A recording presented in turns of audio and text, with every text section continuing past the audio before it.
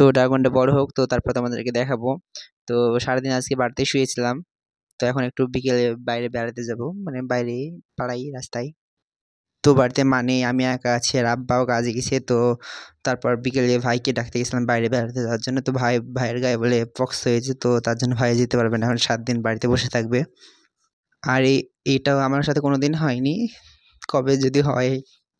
তারপর একা একা আর বেড়াতে ইচ্ছা করলো না, তার জন্য বাড়িতে এসে একটু ইউটিউবের লোগো রাখছিলাম। তো আমার তো এসবের দেখতে একটু মানে কিছু হয় না, তো তাও চেষ্টা করছিলাম।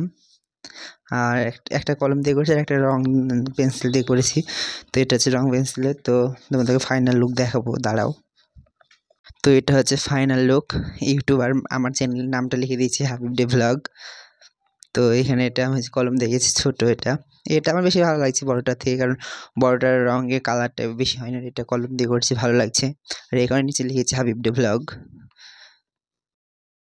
বাড়িতে মা নেই, তো বড় মার বড় আপা একটা এসেছিল, তো বসে বসে আপা পপকর্ন ভেজে আনলাম আমাদের বাড়ি থেকে। তো বাড়িতে আমাদের বসে বসে পপকর্ন খাচ্ছিলাম।